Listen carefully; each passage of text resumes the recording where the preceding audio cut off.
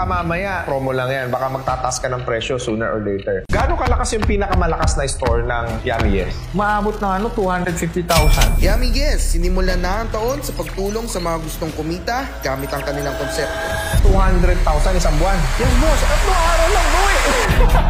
Bawing-bawi talaga nga agad, boss. Paano mo naisip yung ganyang concept? Nanggaling siya sa aming business research. I-reject yan ng mga panelists. Naniniwala ko na rejection is one-way form of redirection.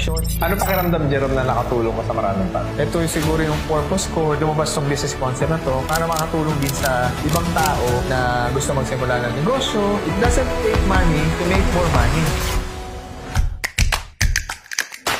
Makakasama natin ngayon, brand owner ng Yummy Yes Takoyaki na meron na po 44 branches nationwide. Walang ibang ating bossing boss, Jerome Manyo. Welcome sa ating show, boss. Maraming salamat, boss, sa pag-imbita sa amin dito sa RDR Collab. We really appreciate it kasi ito yung isa sa mga pangarap ko, ma-interview ninyo dito sa inyong show. Bakit mo sinabing Yummy Yes yung takoyaki mo? May dalawang reasons kasi yan. Yung una, yung yes. That's my identity as a person kasi kilala ako ng mga tao sa dati kong work na mahilig sa expression na yes. Tapos, yummy, ibig sabihin, pinakamasarap. Kaya po, Yummy Yes yung tawag namin sa Yummy Yes Takoyaki. Sa dinami-rami ng takoyaki na pagkain at takoyaki na negosyo, bakit Yummy Yes ang pwede nating ma-recommenda sa mga manonood ng video na ito? Siya yung may pinaka-affordable na franchise business sa ngayon. Magkano ang franchising ng Yummy Yes Takoyaki? Meron tayo yung worth na 24,999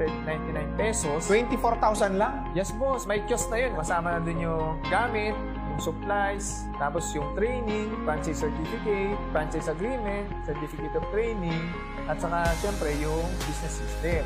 So, nandun. 24,000 lang yun, ha? Paano pa kaya yung may 3 concepts? Kasi meron na siyang takoyaki, meron ka pang coffee, meron ka pang lemonade. Magkano yun? 29,999 pesos lang. Ba't ang mura mo magpa-franchise? Kasi marami ang mga tao dito sa bansa natin na gusto magsimula ng negosyo pero hindi makapagsimula kasi walang puhunan. Marami nagsasabi na ang Yummy Yes Takoyaki ay malapit talaga sa lasa ng Japan. Paano mo na-formulate yung ganong kasarap na produkto? Nalaman ko yung sikreto ng paggawa ng takoyaki na dadaan sa takoyaki sauce. Pag gumagawa ako ng isang produkto ng pagkain, lalo na sa takoyaki, dapat kaya kong kumbinsin sarili ko, ay masarap talaga to. For as low as 80 pesos, makakabili ka na ng buy one take one na takoyaki na premium ang quality. Halimbawa naman ako ay nasa Cebu, nasa Davao, kaya nyo bang i-deliver ang inyong mga takoyaki products? Kaya naman, boss, nakakapag-deliver na kami sa Luzon, Visayas, Mindanao. Sa maniwala ka sa hindi, nakapag-deliver na kami sa Sulu. Meron pa sa Tawi-Tawi, Palawan. Siguro Batanes lang hindi namin nadideliveran. Ano ang support na binibigay nyo sa mga magpa-franchise ng Yummy Yes Takoyaki? Meron kaming customer service na sasagot sa inquiries nila. Meron din kaming unlimited na training. Panonoodin lang nila yung mga training video links namin. Ma-access nila yun lagi. Meron silang nakalimutan sa paano paggawa ng takoyaki, pwede nila yung access yun. Basta kumuha ka sa amin ng package or franchise, lifetime yung support namin sa inyo. Paano mo naman isi-serve yung mga kababayan nating OFW na gusto mag-franchise niyan? Maganda kasi yung negosyo ng takoyaki sa mga kamag-anak nila na gusto magnegosyo ng takoyaki. Lalo sobrang affordable naman talaga. Imbis na padala kayo ng padala ng pera, mag-franchise na lang kayo ng Yummy Yes Takoyaki. O pwede yung mga kamag-anak nyo rito, bigyan nyo na lang sila ng negosyo. Isipin nyo mga boss, sa halagang 24,000 at 29,000, makakapag-start na kayo ng single concept at 3-in-1 concept ng Yummy Yes ni Boss Jerome Manyo, di ba? Magkano ang 4 na piraso per tray naman ng takoyaki? 45 to 55 pesos lang. 4 pieces na takoyaki na ma-serve sa iyo. Pag 8 pieces, yung tinatawag namin buy one take one, 80 to 85 pesos naman yan. Okay. Tapos yung isa naman, yung 16 pieces, 140 to 150 pesos naman yan. Nakuha mo yung tamang presyo, mura, masarap na produkto.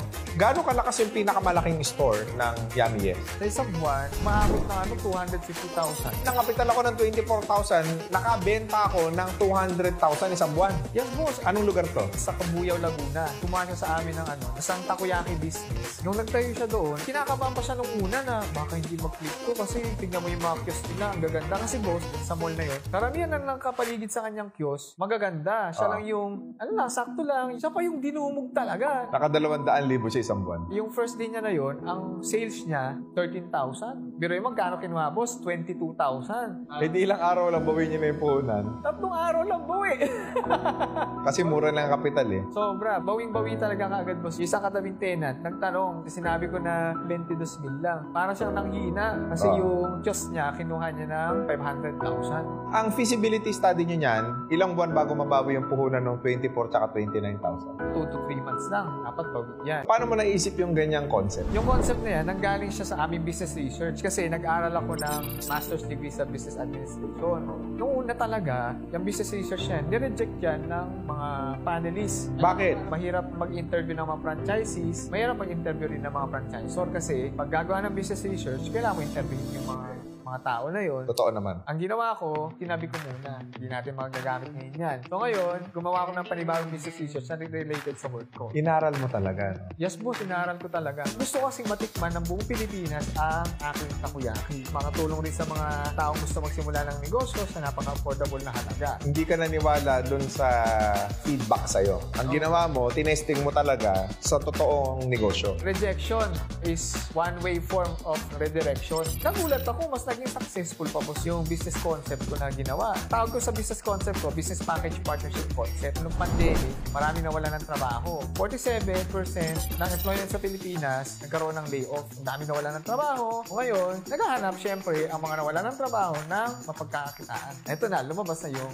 Yami-Yes Takoyaki. Pandemic din ito. Prior to pandemic, Galing. kasi 2019 ng August yan. Nag-start. Tapos yun nga, yung 2020, nag-boom talaga, boss. Yung sales na na-convert ko ay maabot rin ng 350,000. Puro business packages lang yun. Kasi ang daming umu-order. Ang pinakamasarap dyan, nabigyan mo ng mga hanap buhay yung mga sapat lang ang puhunan. Yes, boss. Ano pakiramdam, Jerome, na nakatulong ka sa maraming tao? Nararamdaman mo yung sense of purpose.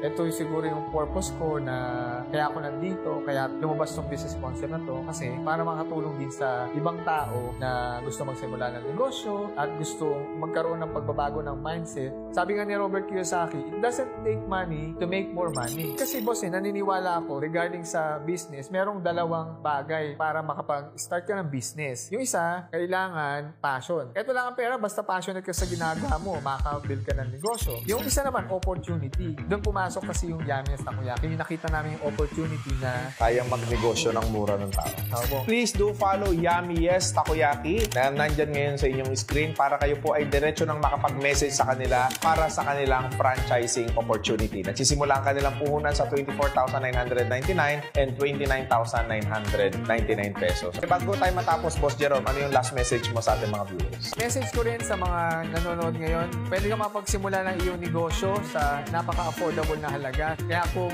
gusto mong simula ng iyong takoyaki business, coffee business, may lemonade business din na kasama, try mo nang magnegosyo dito sa Yami-Yes Takoyaki. Sa napaka-affordable na halaga, pwede ka nang magsimula ng iyong negosyo. Alright, so thank you so much mga boss. At huwag ninyong kalimutan mag-subscribe at i-click yung notification bell para lagi kayong updated sa ating mga future videos. And also, do not forget to follow us on Facebook, TikTok, and Instagram. And available na rin po si Bossing sa Spotify. So magkita-kita tayong muli sa panibagong episode ng RDR Collab.